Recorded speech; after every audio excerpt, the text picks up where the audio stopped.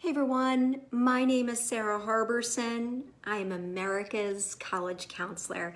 It's good to see all of you. We are here doing Facebook Live every single month. I'm really excited about tonight.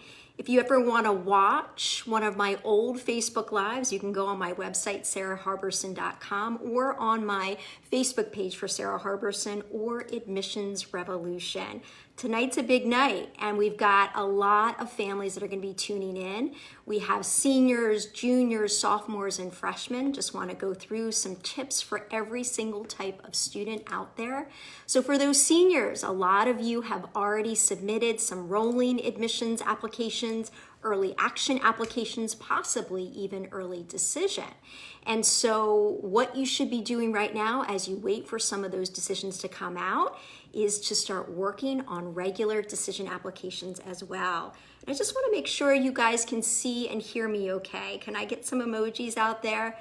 Our computer is a little bit lagging behind, so I just want to make sure that you all can see and hear me. Good, good. So those seniors are going to be working on regular decision applications, especially because those deadlines are January 1st, and you don't want to wait until you hear back from your early decision and early action schools. You want to get those applications going, and especially if essays are required. For those juniors, sophomores, and freshmen, there we go. Our computer has finally caught up. It's a couple of things to keep in mind. I want you all to be focused on your classes and your grades. Obviously, academic performance is going to be the most important part of any application. But I also want to mention that a lot of your extracurricular activities may have been postponed or canceled due to COVID. And I would just encourage you to consider the pivot. Pivot is my favorite word in the English language, and it just encourages students and really adults as well that if things aren't going the way you plan, look around, use the resources available to you, and be creative and think outside the box, because it's amazing what you can do from your home in this day and age. I was just talking to one of our Application Nation students earlier today, and this student is ready for the next big pivot, and I'm really excited for that student. So it just goes to show you, you don't need money, you don't need a structured program. All you need is your own ingenuity and creativity. So before I start answering some of your questions, I promised you all that I would have a big announcement. So here it is. Starting today, my book, Soundbite, is available for pre-order. I have been working on Soundbite for a very long time. It is my admissions secret that I use when I'm working with every type of student, no matter what types of colleges are on their list. The reason why I do Facebook Lives every month, the reason that I do Instagram Lives almost every Friday, why I write a weekly blog, is because I want to share my experience and my knowledge with as many people as possible.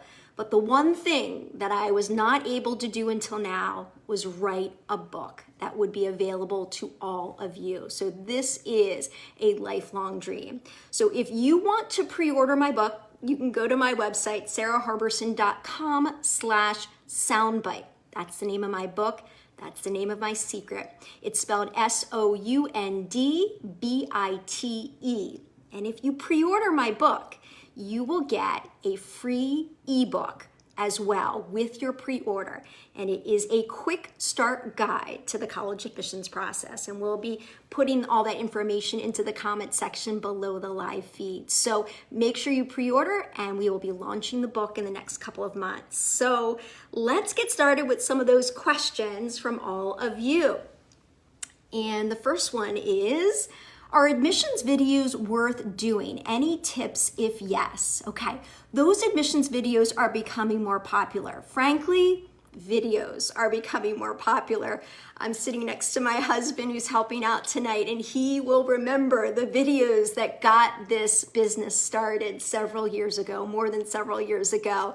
And everybody said they were the future. They are the future for the admissions process as well. So a number of colleges that have eliminated alumni interviews have encouraged students that if they want, they can submit a video with their application. It's usually a very short video, sometimes 90 seconds, sometimes 2 minutes long. So what I would tell you is, if you have that opportunity and you like being in front of the camera like I do and connecting with other people that you may not know, then I would take advantage of it. Just make sure that you are representing yourself authentically, number one, and number two, that you're bringing something new and fresh to the table. So if you have something that you haven't mentioned in your application, that's really the best content to include in the video, or showing a side of who you are that wasn't represented in the application.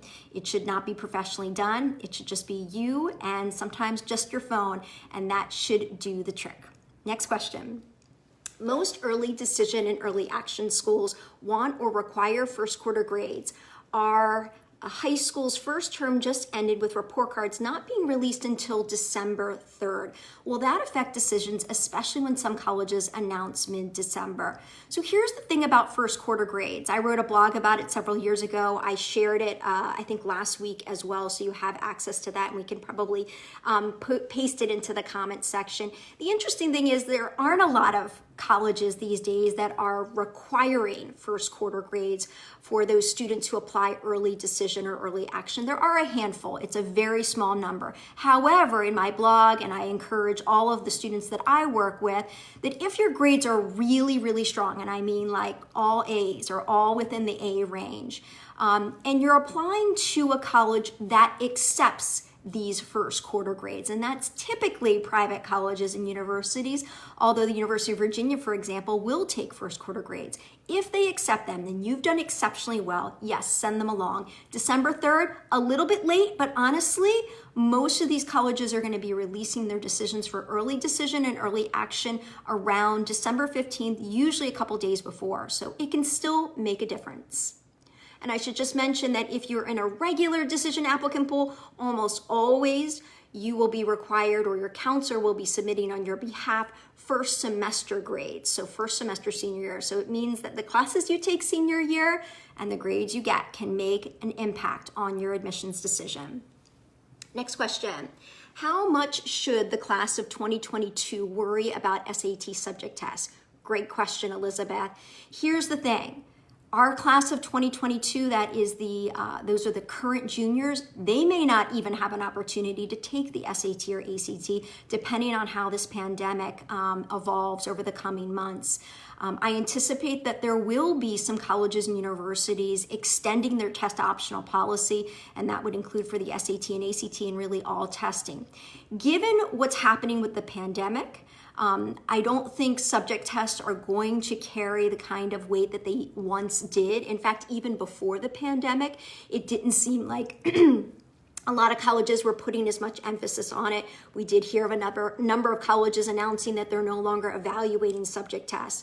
So if you have a choice, my belief is between subject tests and AP exams, I probably would take the AP exams. Let's just hope that the College Board has all the kinks out if students are going to be taking those AP exams online for May of 2021. There are going to be some exceptions to that rule if, Georgetown does not change their ways. They are one college that loves standardized tests, including subject tests. Although they no longer require the subject test, their language is pretty clear that they want to see subject tests, and ideally 3 of them. So Georgetown is a little bit unusual. There could be a couple of other exceptions if you're applying to an engineering program or a business program.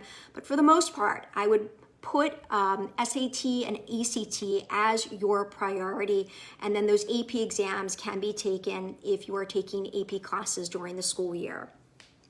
Next question. Can you shed some light on the Spring Scholar Program? I never thought it would be something that I have to now consider. Thoughts or pros, cons? The Spring Scholar Program. I'm not quite sure what that is. Maybe you could just clarify for me, just because I'm not aware of it. It could be Spring Scholar Program. I don't know if you're talking about for admitted students or for prospective students? So maybe you could clarify and I'd be happy to answer it. Next question. We've been told that private schools give more money, so it would be a waste of time to look at public schools out of state. Have you found this to be true? Should we only look at private schools when outside of our home state? That's actually not true. It's so fascinating to look at our discussion board on Application Nation Class of 2021 because I encourage all of those students to at least apply to a rolling admissions program. A lot of those rolling admissions programs are going to be state colleges, and our students are not only getting accepted, but they are getting a lot of merit scholarships as well. Some of them are in state, but a lot of them are out of state. It's interesting because you don't have to be in state at some of these institutions to get a merit scholarship. There are going to be exceptions always, right? So we just finished a Zoom call for Application Nation Class of 2021 about the University of California system. And as we discussed, it's very difficult for an out-of-state applicant to get a merit scholarship there. But for other institutions, you'd be surprised. And you can actually go on their website. They're a lot of times very transparent, sometimes even more transparent than private colleges. And sometimes you can actually look at the criteria. Sometimes it's very clear, like you need a certain GPA and a certain test score if it wasn't a test optional year, for example, like this year, and you can usually automatically know you're going to get a certain merit scholarship. Next question. Hi, Sarah, you've said that admissions counselors look at students' transcripts compared to the desired major. What would they look for in a business or information science major? Yes, Susan, you've been listening probably to some Instagram Live that I've been offering, and that question seems to come up a lot. Yes, when the admissions officer is opening up the student's application online to read, they're looking at the name, they're looking at the high school, they're looking at the major and some other information before they actually dig into the rest of the application. If a student is interested in business, and that seems to be one of the most popular majors listed right now, which means it's also one of the more competitive programs almost always, here are the things that they're going to be looking for. They're going to be looking to see that you are taking the strongest math curriculum that you can and doing extremely well in it. Math curriculum is actually more important than business elective classes that you take at your high school. But obviously, if you want to take some business elective classes to make sure that it's the right field for you, absolutely. So math and having calculus ideally by senior year, especially for those more selective colleges, is going to be the way to go, and getting strong grades in math all the way through high school can help. Also, if you have standardized tests for the SAT and ACT, they both have a section on math. So even though the admissions officer is trained to look at the composite score in your ACT or your combined SAT score, they're also looking at the scores that you get on those subsections. If you are a business major or listing a business major, it would be great if some of your activities are going to match up as well. And for recommendation letters, it really depends on the institution. You may only be able to submit one letter of recommendation from a teacher, sometimes 0, sometimes 2. I would say if you're able to, sometimes it's nice to have a recommendation letter from a math teacher or your AP economics teacher, for example. But honestly, any core teacher can write you a letter of recommendation. Those core teachers are going to be English, math, science, foreign language, and history teachers. Next question. Hi, Sarah. Is there any benefit to applying before the regular decision deadline if your son or daughter did not feel comfortable applying early decision at that school? That's a really good question. So if the student isn't ready to commit to a college that has early decision and they want to apply regular decision, if they submit their application super early, like well before the deadline, I think that's going to give the student peace of mind, but it tends to not influence the admissions decision. The reality is a lot of students actually submit their application in the days leading up to the deadline or actually on the day of the deadline. And honestly, most of the time in an admissions office, the admissions officers aren't going to be touching the regular decision applications until they're done with their early round, whether it's early decision, early action, or in some cases even early decision 2. So it doesn't give you an advantage in the admissions process, but what will give you an advantage is making sure that your supplemental essays are outstanding and just as strong as your main essay. And in some cases, even showing demonstrated interest to that college. Demonstrated interest is a strategy that a lot of colleges use, so it means that it's not just about your application, it's how much love you've shown them. So if you've heard of a high achieving student not getting into a certain college that had a higher acceptance rate, it probably is because that student did not show demonstrated interest, and a college does not want to waste an acceptance on a student who has no chance or has a low likelihood of actually enrolling. So even though you may not be able to apply early decision, there are ways to show that you're really interested. And also, if you get an opportunity to have an interview with an admissions officer or with an alumni interviewer, you can actually articulate that that is your first choice. And so whenever I was interviewing a student, if they told me that the college that I was working for was their first choice, I probably would make a note of it in my write-up that gets submitted into the application. Next question. If my SAT score is just within the average range, should I send? I feel as though if I don't send it, the college may think it's really low. You're not alone. Yes, a lot of students are really thinking so carefully about whether or not to submit their test scores. Remember though that if a college offers a test optional policy, even if it's just temporary like this year, you have the option. And just because you don't submit your test scores doesn't mean that you scored really low on your SAT or ACT. It's optional for a reason. However, my guide is to look at your combined SAT or composite score on the ACT and compare it to the middle 50% range or average of the students who were admitted in the most recent admission cycle. And ideally, if you get your hands on that information, a lot of times you can find it right on the admissions website, you can match up your scores and see if they're within range.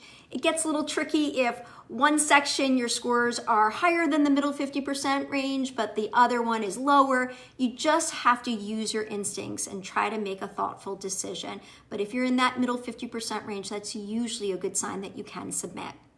Next question, do you suspect there to be any unqualified applicants applying to elite schools due to universities shifting to test optional policies? Well, unqualified in what way, right? So there are going to be some students who were not able to take standardized tests or are choosing not to submit their scores, but they're highly qualified in every other section of the application. And I think what we're seeing, I haven't seen the data yet, but I'm hearing, especially from some of the highly elite colleges, that they're seeing an increase in the number of applications, and that probably has something to do with it, right? There are going to be more students saying, you know what? If I had test scores or if I was required to submit them, I would not be competitive. But when I remove them from my application, I actually have a really strong application. And what we're seeing is that for these highly selective colleges, they have been working off of the idea of holistic admissions for a really long time. And that means that there are going to be a lot of pieces to their application that they're going to be considering in the admissions process, and testing is just one of many things. Now, if it's required in previous years, testing can really be a make or break piece. I know that when I was reading applications at Penn especially, remember, I was looking at the student's name, their high school, their gender, their race, their major choice, and I would get a quick snapshot of their test scores before I would dive into their application. I knew that a student who had significantly lower test scores who was applying, it was going to be really, really difficult to get in to Penn that way. But in this day and age, if it's test optional, when you remove those test scores, if everything else is really strong, that student becomes highly qualified in some cases. Next question, what are the advantages of doing early action compared to regular? It's a really, really good question this year. So generally, you will find that, well, it's difficult to find acceptance rates at a college between their early round and their regular round. A lot of times colleges are not going to make that information available to the public. They will just give an overall acceptance rate. But if we had that information available, what it would reveal in a typical year is that the acceptance rate in early action is probably similar to what it is in regular, but it's usually higher. Not nearly as high as if it was an early decision program, but you have to consider that in context, because with early action, it tends to be those really ambitious students who want to get their applications in. Sometimes ambitious also correlates with a high achieving student. There are also going to be some recruited athletes. A lot of recruited athletes will apply in the early round, early action, for example, if the college has it, and a lot of legacies too. And so that can make the acceptance rate a little bit higher just in general. I think this year it's going to be tough in those early action rounds. I predicted, and I think we're seeing this happen, that if it's especially a non-restrictive early action program, which is most of the time, these colleges are seeing pretty big increases in their applicant pools. Because a lot of students, especially this year, if they didn't visit enough colleges or didn't visit that perfect school, they don't want to commit to an early decision program. So a lot of those students are just doubling down and applying to more early action programs. So is there a clear advantage about applying early action over regular? I think in a typical year, it's probably a little bit of an advantage. I think it's probably fairly neutral this year, because most of those institutions, even if they see an uptick in the number of early action applications, a lot of times they're going to defer a good number of those students to regular decision. Defer means that the student's application is going to be reevaluated in the regular decision applicant pool. And it means that they're going to be compared to that regular decision applicant pool. So quick tips, if you do get deferred, I know the University of Georgia already released their early action outcomes. And if you do get deferred, you want to stay in contact as much as it is appropriate. You do not want to hound these admissions officers, but if you have an update to make, you can do that. Obviously, first semester grades are going to factor in for those students who've been deferred and all those students in regular decision. And I also have written a bunch of blogs on following up after you've been deferred with a letter of continued interest. So check out some of the blogs that I have that are on sarahharberson.com. All right, next question. Hi, Sarah. Is it okay for my son to ask one of his sophomore year teachers to write his letter of recommendation? You guys are asking great questions today. He is thinking of doing one of his junior year teachers this year, teachers, and sophomore year teacher. Also, does it matter if the subject matches the intended major? Okay, so here's the thing. Most of the time, the best teachers to ask are the junior year teachers. However, sophomore year teachers usually are viewed just as equally. What I'm seeing, and this is why I'm qualifying it a little bit, I don't understand it. I wish I could talk to these deans of admission. I was once a dean and I can't understand their philosophy here, but there are a number of highly selected colleges that are now saying for recommendation letters, you can ask junior or senior year teachers. That senior year teacher is a really hard teacher to ask, because a lot of times you're applying to some early programs. You have had the teacher a couple of weeks before they actually have to draft the letter. So as long as they don't have specific restrictions or specific restrictions at your high school about which teachers you can ask, absolutely, sophomore and junior year teachers are the traditional teachers to ask.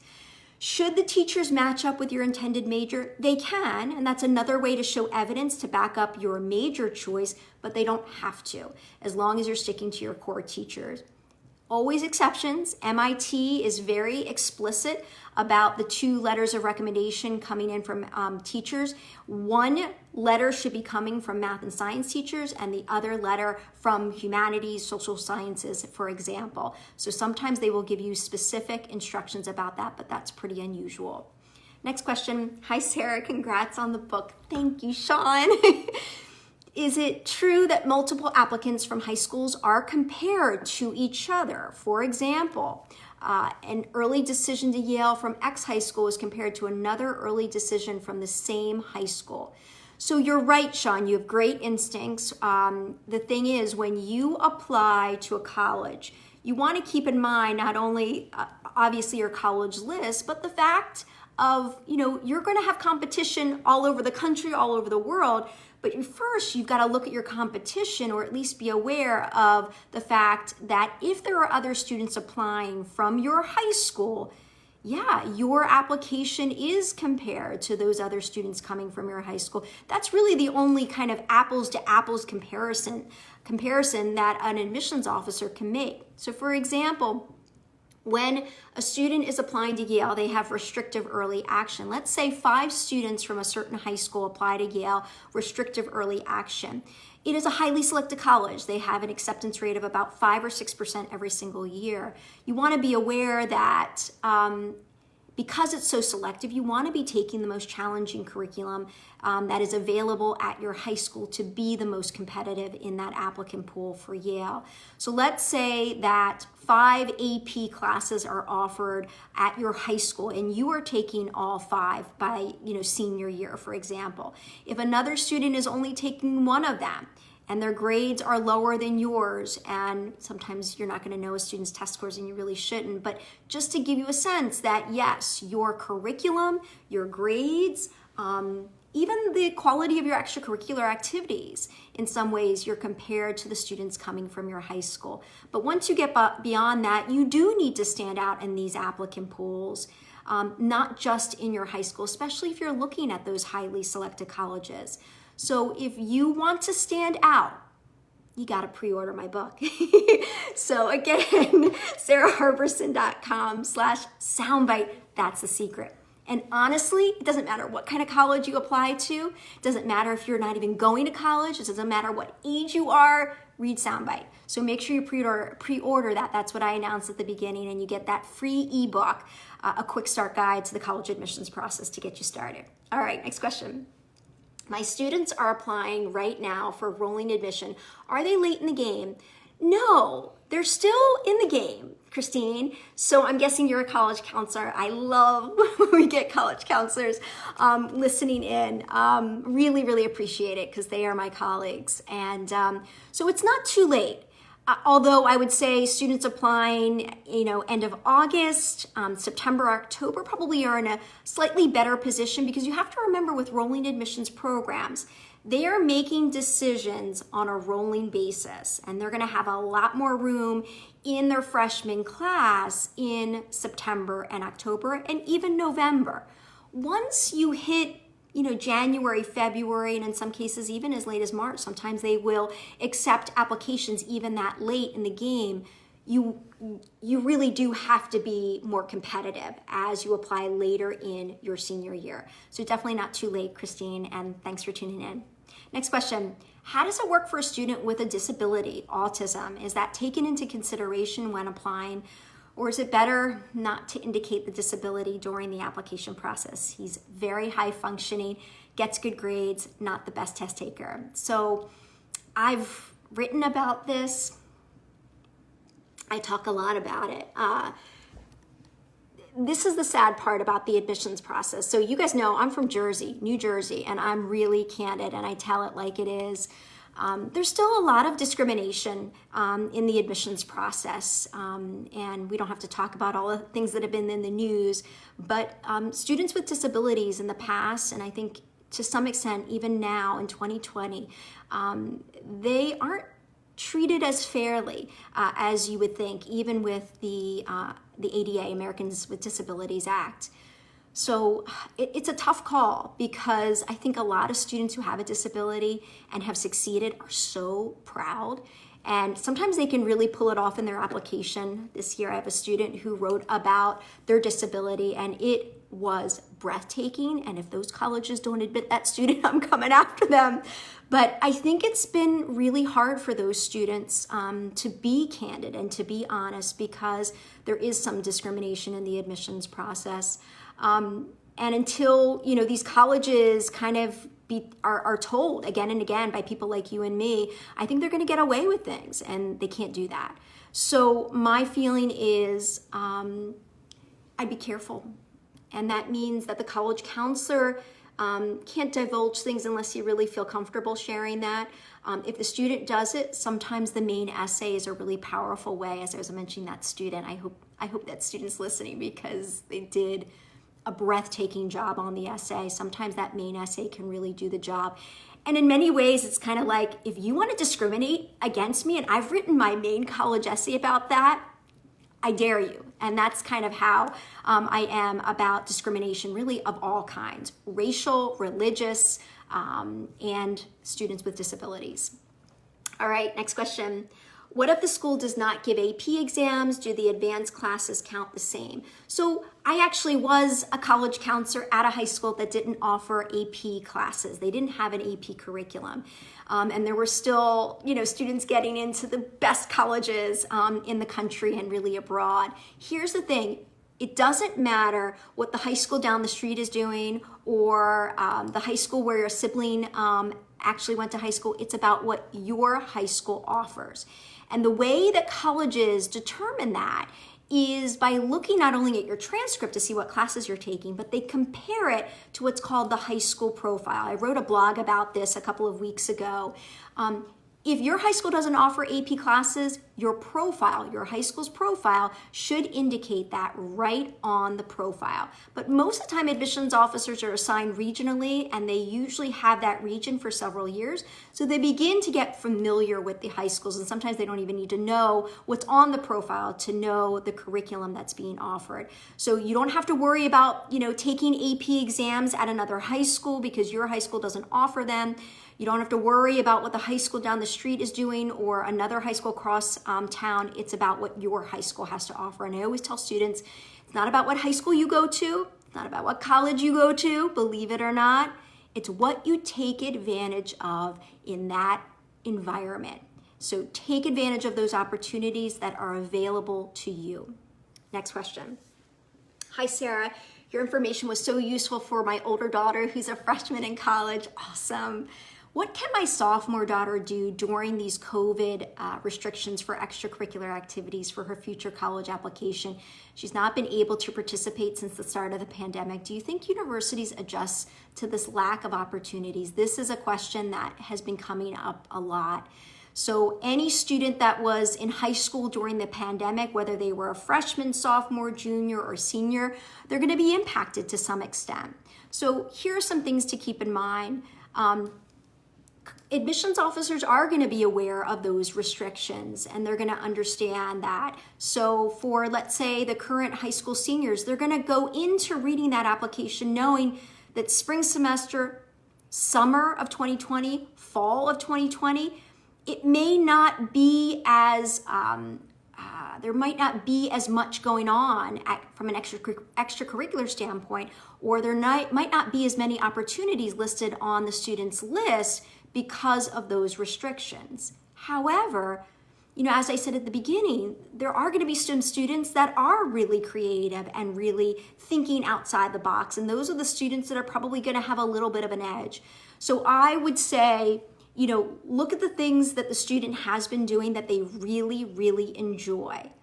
And then think about the fact that, we could be stuck in our homes again for another lockdown. And I don't wish that on anyone, but we want to be thinking, how could we make that time productive? So as I said, it's great when you can pivot. It's such a powerful statement about your flexibility and your willingness to take risks that are right up your alley and can actually allow you to follow your passion, even if you are at home. So I encourage you to look around, be creative with the people around you, your family members. You don't need a lot of money. You just need a great idea. And I would say, using social media and those platforms can be highly effective, but we also, as a parent myself of 3 kids, we've got to make sure that our kids understand what is appropriate for social media and what's not. It's really hard to delete something. Sometimes it will live on and on. So as long as we have that conversation with our kids, I think being creative with YouTube and TikTok and Instagram can be really fun, a really fun experience. Also, students, when they think about doing research, they think they've got to work in a lab, and do science research. Hey, you can do any type of research you want. You don't have to be in a lab. You don't have to work with a college professor. If you have an interest, just pursue it. And it doesn't have to get published. It's your commitment. It's what you've discovered that is going to make the most impact on your application. So if you want to go into some very specialized field, or you have an idea about a specific major, you can actually research one small aspect of that. And then you can become the expert in that one small thing. You don't have to be an expert about everything. And I would say in the admissions process, you really don't need to. You don't need to be a jack of all trades. You just need to focus on one thing that you really, really, really love. And I think when we're in a pandemic, sometimes that gives the student the opportunity to explore a little bit more from an academic standpoint or an extracurricular one. All right, next question. Hello, do you have tips to share for admissions interviews? Thank you so much. So I have tons of tips, Dee. So I've written a couple of free guides. We can put them into the comment section below the live feed. I've written blogs about them too. Some of the biggest things are that you got to do your homework before you go into that interview, whether you're being interviewed by an admissions officer or by a volunteer alumni interviewer. So a couple of things, you want to do a deep dive into that college's website, look at the major and the program that you are applying to, be ready to talk about why you're applying, be ready to open up and talk about the cool things about yourself. Obviously, if you have a soundbite because you've worked with me or you get your hands on that book, pre-order, and when it launches in a couple of months, you will have a soundbite that you can pull out of your back pocket whenever you need and be able to utilize the information that's in it. And that can be helpful in writing essays, picking classes, building your college list, picking which teachers to ask, and preparing for that college interview. So good luck. All right. I think we've got to wrap it up. It's after 10 o'clock here on the East Coast. You guys know I've got 3 kids, but I just want to remind you all about the announcement that I had, and I'd love your support. You want to check out my information on my new book, Soundbite. You can pre-order it on my website. Go to sarahharberson.com/soundbite. You can also find it on every single possible site on the internet that sells books. So I'm grateful for Hachette, my publisher. I'm grateful for a lot of people who are close to me that have helped me over the last really 2 years. My editor, my agent, and all of you. I hope you get your hands on that book because that will help you stand out in any applicant pool and really make an impact and stand out in every stage of your life. On that note, it was great to see all of you. I can't wait to see you again next month for Facebook Live, and I'll also be back, not this Friday for Instagram Live because it's right after Thanksgiving, but after that, I'll be back with my weekly Instagram Lives. Take care, everyone. Bye-bye.